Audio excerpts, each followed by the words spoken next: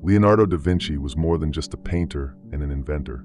He was a man shrouded in secrets, a genius whose mind seemed to operate beyond his time. But what if his works concealed something far greater than mere genius? What if, behind his paintings, there were encoded messages that only a few could comprehend? Many believe that da Vinci had access to forbidden knowledge, information that could shake the very foundations of history as we know it. What was he trying to tell us? Welcome to another night where mysteries never sleep. I am Midnight, and this is 7 Nights. Before we begin, I'd like to ask for your help. Like the video, comment, and subscribe to the channel. It's just one click, but it makes a huge difference in helping YouTube deliver these videos to more people and allowing me to continue bringing this content to you. I'm counting on you. Let's get to the video.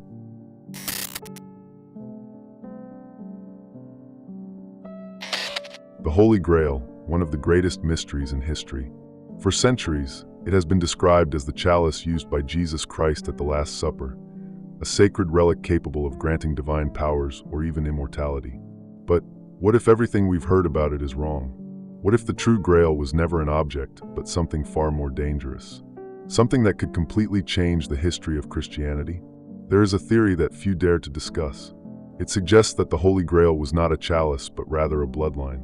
That's right, a secret lineage protected over the centuries by hidden societies. According to this hypothesis, Jesus married Mary Magdalene and had children. And if this is true, the impact of such a revelation would be devastating. But is there any evidence to support this idea? Some clues appear in ancient manuscripts, such as the Gospel of Philip, one of the apocryphal texts discovered in Nag Hammadi, Egypt. This gospel refers to Mary Magdalene as Jesus' companion, a term that, in the original Aramaic, could mean wife. And there is an even more intriguing detail.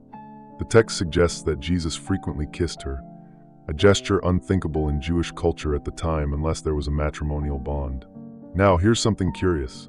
These Gospels were excluded from the official Bible in the 4th century during the Council of Nicaea, when Christianity was becoming the dominant religion of the Roman Empire. Coincidence?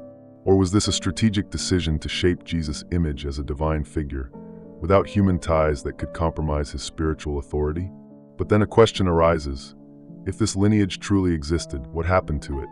This is where one of the most controversial elements of this theory comes in: the Priory of Chaon.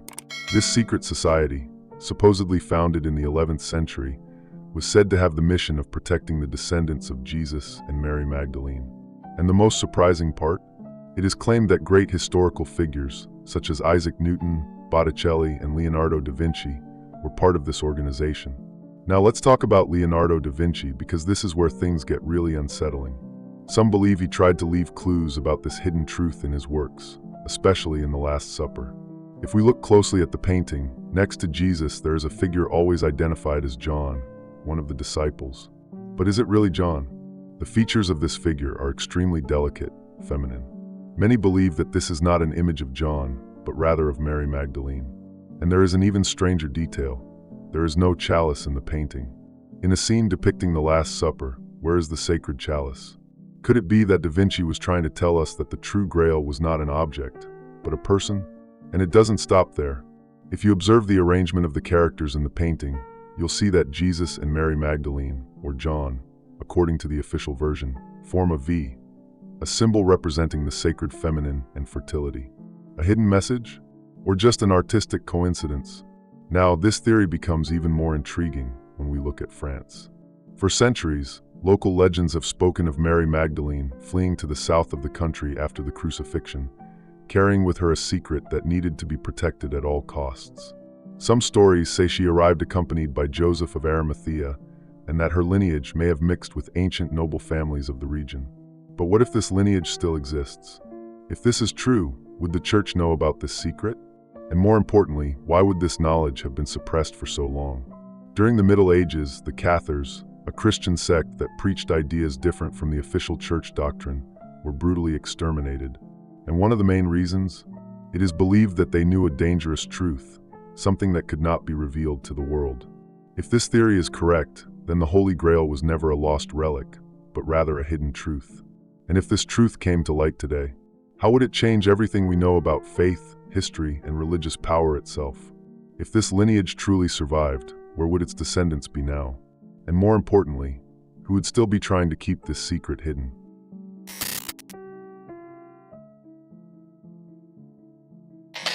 If this theory is real, if Jesus truly had a wife and a secret lineage, then an inevitable question arises. Who would be interested in hiding this? And more importantly, why? The Vatican has always been the guardian of the Christian faith. For centuries, the Catholic Church has wielded absolute power over religious and historical narratives.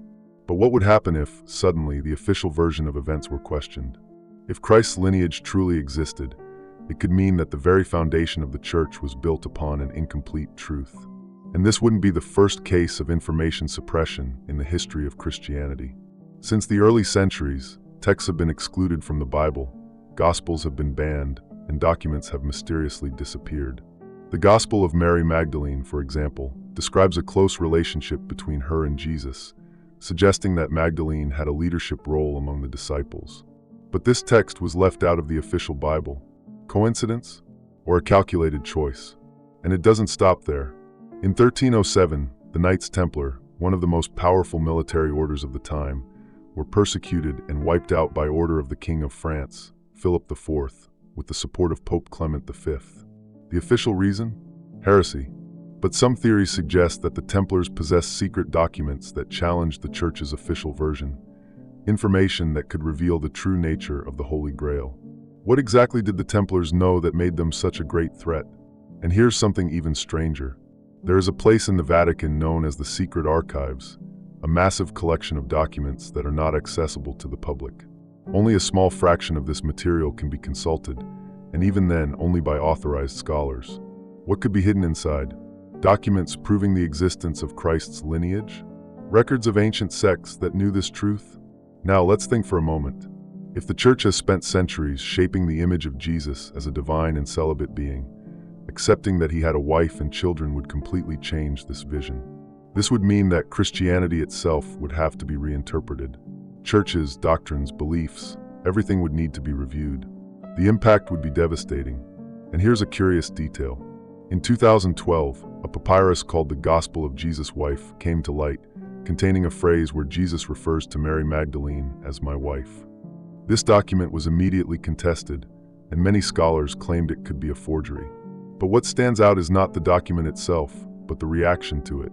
Why does this possibility cause so much discomfort? The Church has always denied this theory, arguing that there is no concrete evidence that Jesus was married. But the absence of evidence does not mean that something was not erased from history. How many secrets have already been destroyed or rewritten over the centuries? Now think about something else, the prophecies about the end of times. Some belief systems claim that, in the end times, the truth will come to light and everything will be revealed. If this revelation were connected to the true meaning of the Holy Grail, then we are talking about a secret that goes far beyond religion. We are talking about something that could redefine the world as we know it. And if this truth is so dangerous that it still needs to be protected today, who would be willing to silence anyone who got too close to it?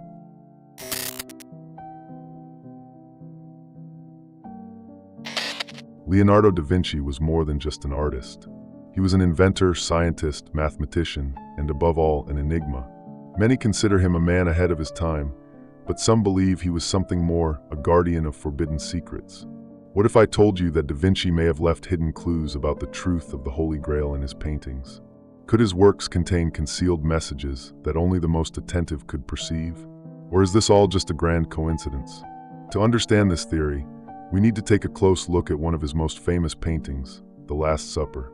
This is not just a religious representation, but a true minefield of mysteries. The most controversial detail is the figure to Jesus' right. Traditionally, this person is identified as John, the youngest disciple. But look again. The features of this figure are soft, delicate, almost feminine. What many researchers point out is that this person may not be John, but rather Mary Magdalene. Now think about what that means. If Magdalene is present in this scene and holds a prominent place beside Christ, what was her true significance in history? And there's more. If we carefully observe the arrangement of the characters in the painting, we will see that between Jesus and Magdalene, there is an empty space forming a V, a symbol associated with the sacred feminine and fertility. Could this indicate that the real message of the painting is not just in the characters depicted, but in what was left out? Does the empty space represent something that was erased from history? Now, one of the most controversial questions: why is there no chalice in the painting? If we are talking about the Last Supper, where should the Holy Grail be? This absence does not seem to be an oversight. Many believe that Da Vinci was trying to tell us, in a coded way, that the Grail was not an object but a person, Mary Magdalene and her secret lineage. And it's not just the Last Supper that raises suspicions. The Mona Lisa, perhaps the most famous painting in the world, also carries unsettling secrets. Some researchers suggest that the Mona Lisa does not represent just a woman, but rather an androgynous portrait, combining both masculine and feminine features. Could this be another clue from Da Vinci about the union of opposites, the balance between the masculine and the feminine, or perhaps a reference to the supposed descendants of Christ? Another curious detail is found in Virgin of the Rocks. In this painting, Mary holds a baby while another child, believed by many to be Jesus, is protected by an angel. But something is strange. The angel's hand gesture appears threatening, as if indicating a hidden secret. Some scholars believe this painting may contain references to the protection of Christ's lineage, hidden in plain sight. Now, if Da Vinci really knew something so dangerous, an important question arises: where did he get this information? Some say he was part of a secret society, the Priory of Chaon, a group that supposedly protected this knowledge for centuries. And if it is true that he belonged to this brotherhood, did he attempt to reveal this secret through his art, without ever openly speaking about it? If these hidden messages truly exist, why has no one spoken about them before? The answer may lie in how the Church controlled knowledge at that time. During the Inquisition, any idea considered heretical was violently suppressed. If Da Vinci had publicly declared that he believed in Christ's secret lineage, he would have been persecuted or even killed. But what if, instead, he decided to encode this truth in his works, waiting for someone to decipher them one day? Now think about this. Why are these theories so heavily disputed even today? If all of this is just speculation, why is there such a strong effort to discredit these ideas? Could it be that we are being led to ignore clues that have always been right in front of us? If Da Vinci really tried to tell us a secret, the lingering question is, who else might have done the same? And what other clues might be hidden out there, waiting to be discovered?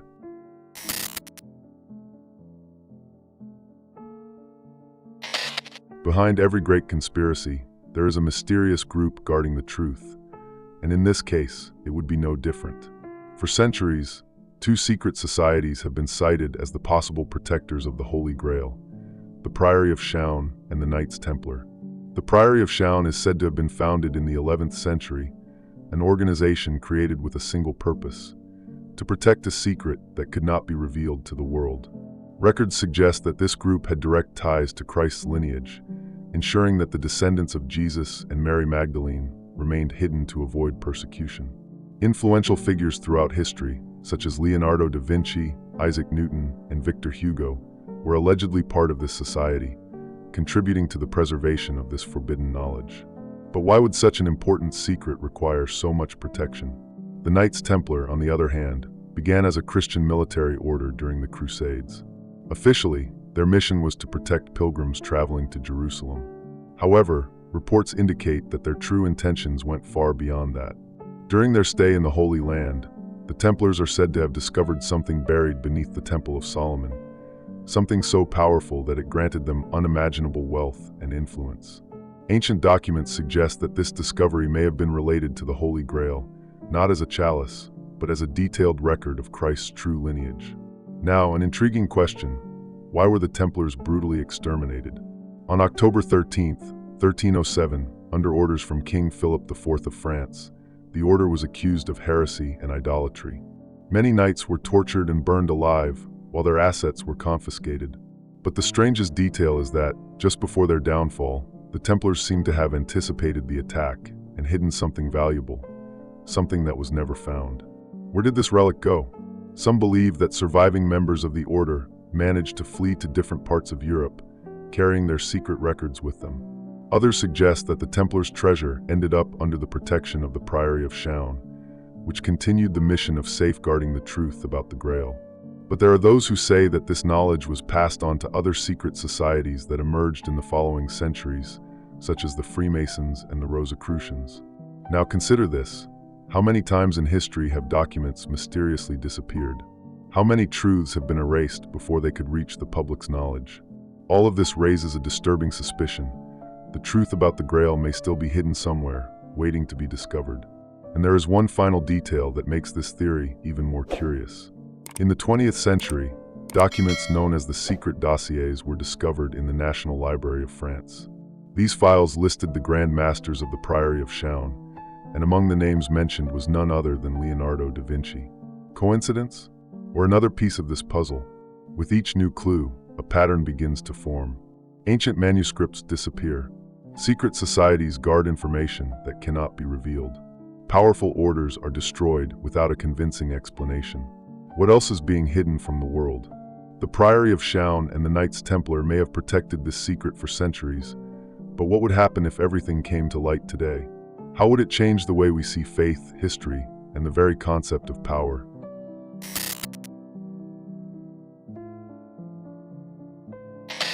Mary Magdalene. For centuries, her image was associated with that of a sinner, a repentant prostitute who found redemption at the feet of Jesus. But was that truly her story? Or was her significance intentionally diminished to hide something much greater? Apocryphal Gospels, discovered in the 20th century, present a completely different version of Mary Magdalene. In the Gospel of Philip, for example, she is called Jesus' companion.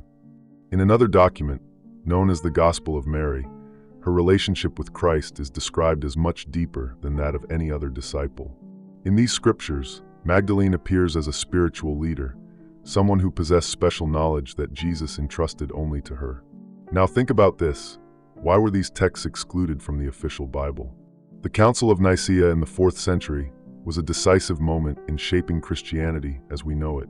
During this period, many Gospels were simply discarded, and the version that remained was the one that consolidated the Church's power structure. If Mary Magdalene had a leadership role, if she had been more than just a follower, that would conflict with the idea of a male-dominated institution. But the issue goes even deeper. Why for so long was Magdalene portrayed as a prostitute? This detail officially emerged in the 6th century, when Pope Gregory I declared that Magdalene was the same sinful woman mentioned in the Gospel of Luke. However, this connection was never present in the original texts. For centuries, the Church propagated this view, only to reverse its position in 2016, when the Vatican officially recognized Mary Magdalene as the Apostle of the Apostles. But why such a sudden change? Could it be that new discoveries had been made and needed to be controlled in a careful manner? Now, here's an interesting detail. Some historians believe that after Jesus' crucifixion, Mary Magdalene fled to France, carrying with her something that needed to be protected. This would explain why, in the south of France, there are churches and relics dedicated to Magdalene dating back centuries. In the town of Saint-Maximin-la-Sainte-Baume, there is a sanctuary that claims to house the saint's remains. But what exactly did she bring to Europe? Some say that Mary Magdalene carried secret documents that told the true story of Christ. Others believe that she brought something even more valuable, Jesus' own lineage, his descendants. This brings us back to the theory of the Holy Grail as sang real, or royal blood, a legacy protected for centuries. Now imagine the impact such a revelation would have on Christian history. If Mary Magdalene was not just a mere follower, but Jesus' wife, it would mean that the role of women in the church had been completely erased. And more importantly, it would mean that the central figure of the Christian faith was not just a divine being, but a man with a family, a legacy, and living descendants. But if this secret truly has been safeguarded by secret societies, if Mary Magdalene was more than what we were told, who would have an interest in keeping this truth hidden? And more importantly, why is this knowledge still considered dangerous even today?